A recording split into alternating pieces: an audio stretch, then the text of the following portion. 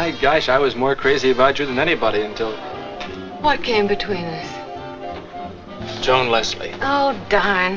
Have you ever wondered about the actors who didn't get the recognition they deserved during Hollywood's golden age? While some stars basked in the limelight, others of equal talent quietly slipped into the shadows. Today, we take a look at 10 of the most underrated actors in the history of old Hollywood. Maybe it's better not to know. Number 10. Kay Francis. Once the highest-paid actress at Warner Brothers, Kay Francis was one of the most glamorous stars of the early sound era, but her legacy has largely faded with time. Born Catherine Edwina Gibbs in Oklahoma City, Francis started her career on Broadway before transitioning to Hollywood in 1929. Her sophisticated demeanor, paired with her distinctive voice, made her a natural fit for talkies, and she quickly became a household name in the 1930s. Francis's breakthrough role came in Ernst Lubitsch's Trouble in Paradise, where she played Madame Mariette Collet, a wealthy widow embroiled in a love triangle with two charming thieves. Her ability to balance elegance with comedy was a testament to her range as an actress.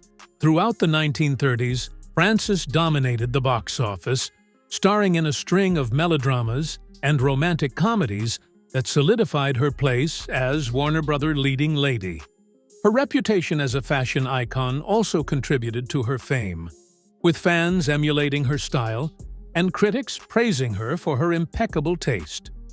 Known as the best-dressed woman in Hollywood, Francis became almost as famous for her wardrobe as for her acting. However, by the late 1930s, her career began to decline. Dissatisfied with the roles Warner Brothers offered her, and with the studio viewing her as difficult, her popularity waned. Personal turmoil, including multiple marriages and divorces, further complicated her career. Though she continued acting into the 1940s, Francis eventually turned to stage work and charity, dedicating much of her time to supporting the war effort during World War II. Her autobiography, published posthumously, revealed a woman who was candid and unapologetic about her choices in both her personal life and career. Number 9. Joel McCrae. Joel McCrae might not always be the first name that comes to mind when thinking of classic Hollywood stars, but he left a lasting impression on American cinema with a career spanning more than 50 years. McCrae had a natural warmth and strength in his performances, which resonated with audiences.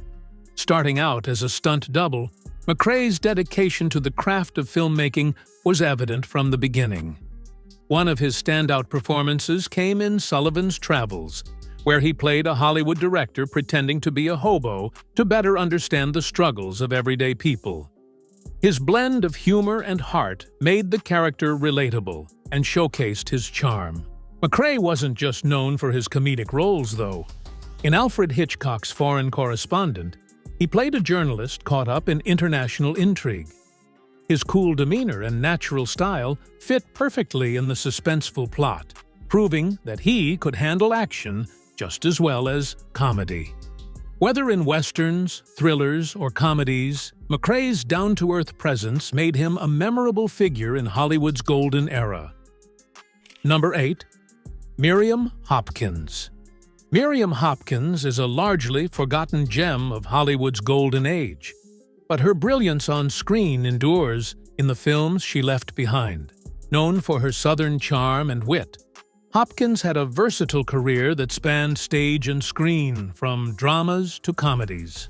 Born in Savannah, Georgia, she started on Broadway before making her way to Hollywood in the early 1930s. Hopkins's breakout role came in Dr. Jekyll and Mr. Hyde, 1931, where she played Ivy Pearson, a woman terrorized by Mr. Hyde. Her performance, which was both sensual and vulnerable, pushed the boundaries of pre-code Hollywood and established her as a serious actress. Despite her talent, Hopkins was known for being difficult to work with, particularly her infamous feud with Bette Davis. The two co-starred in The Old Maid and Old Acquaintance, and their off-screen rivalry became the stuff of legend, often overshadowing Hopkins's considerable skill as an actress. As she grew older, Hopkins successfully transitioned into character roles, with one of her most memorable performances coming in The Heiress, 1949, where she played Aunt Lavinia. She held her own against younger stars like Olivia de Havilland, proving that her talent endured even as leading roles became fewer. Number 7. Robert Montgomery. Robert Montgomery is one of those Hollywood stars whose name is often left out of discussions about the Golden Age, despite his impressive body of work. Born Henry Montgomery Jr. in Beacon, New York, he had an unconventional path to stardom. Following his father's death, Montgomery worked various jobs before finding his way to the stage. Montgomery's good looks and charm caught the attention of MGM, and he made his film debut in So This Is College, 1929. While he was often cast as the dashing leading man, Montgomery craved more complex roles.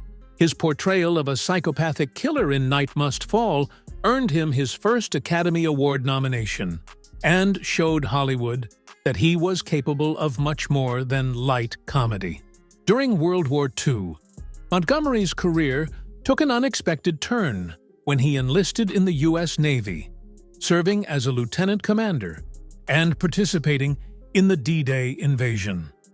His experiences during the war deeply affected him, influencing his later work as an actor and director. Number 6. Barbara Stanwyck. Barbara Stanwyck was one of those rare actresses who could do it all, though she doesn't always receive the same recognition as some of her more glamorous peers. Stanwyck's range was incredible, moving effortlessly between gritty film noir and tear-jerking melodramas. Although she may not have been the flashiest star of Hollywood's golden age, her talent was undeniable. One of her most unforgettable roles came in Double Indemnity, where she played the ultimate femme fatale, Phyllis Dietrichson. Stanwyck brought just the right mix of charm and danger to the role, manipulating Fred MacMurray's character into committing murder with chilling ease. Despite Phyllis being far from a likable character, Stanwyck made her captivating, a difficult feat for any actor. On the flip side, in Stella Dallas, she revealed her softer side, portraying a mother who would sacrifice everything for her daughter's happiness. Her emotional performance earned her an Academy Award nomination, proving she could bring heart to a role as well as intensity. Whether breaking hearts or winning them, Stanwyck always delivered, and though she may not always be mentioned alongside Hollywood's most glamorous stars, her versatility and talent have certainly stood the test of time.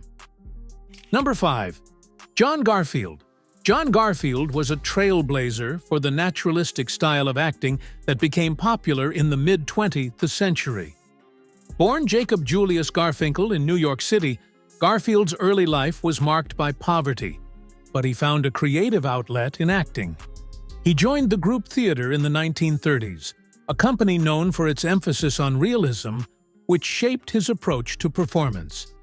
Garfield made his Hollywood debut in Four Daughters, 1938, earning an Academy Award nomination for Best Supporting Actor.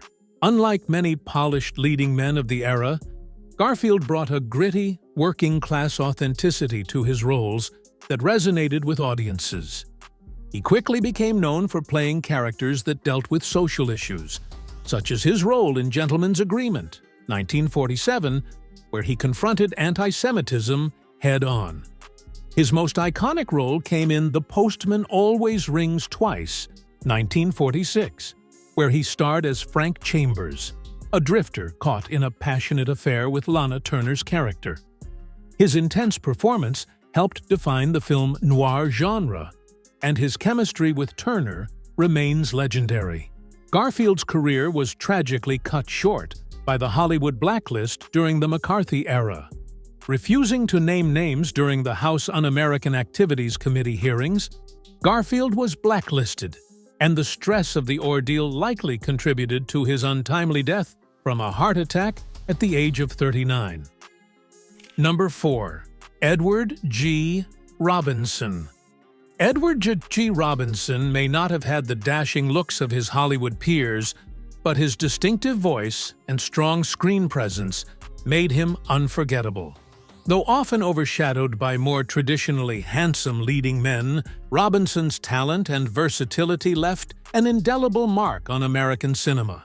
One of his most iconic roles came in Little Caesar, where he played the ruthless gangster Caesar Enrico Bandello. Robinson brought something special to this role, adding layers of vulnerability and ambition to what could have been a standard tough guy character.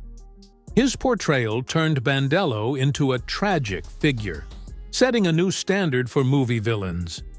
Robinson was not just limited to gangster roles, though. In Double Indemnity, he showed his range by playing Barton Keyes, an insurance investigator who served as the moral compass of the film. His performance grounded the story and contrasted with the shady characters around him.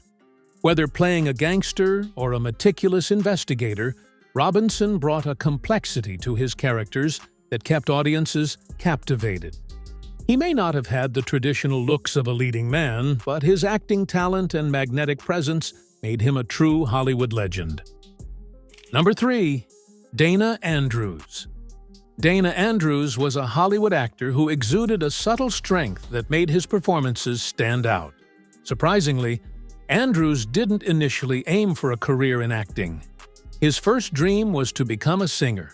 However, life had other plans, and movie fans were fortunate that he found his way to the big screen. One of Andrews' standout roles came in the film noir classic Laura, where he played Detective Mark McPherson.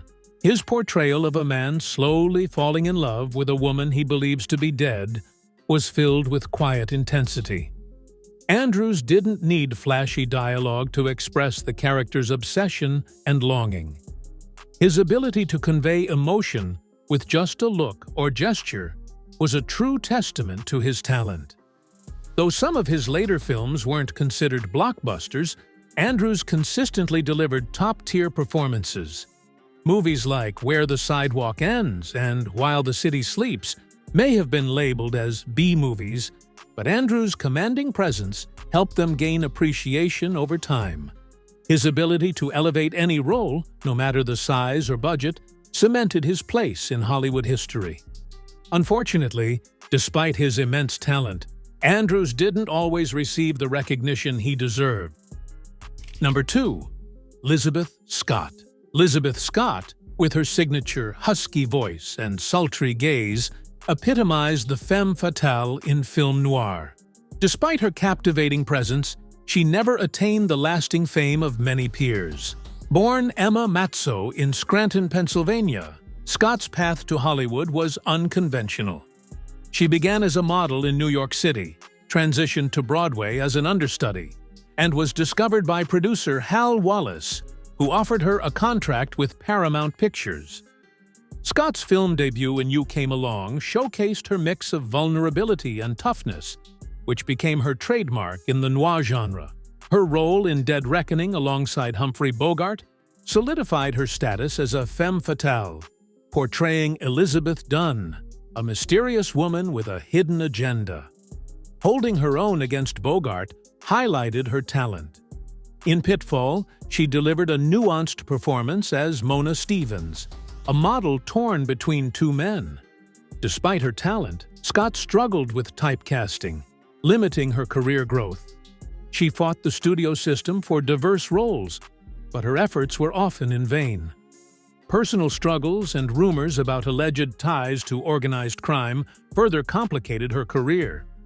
Although her opportunities dwindled in the 1950s and early 1960s, Scott turned to real estate investments, proving her resourcefulness.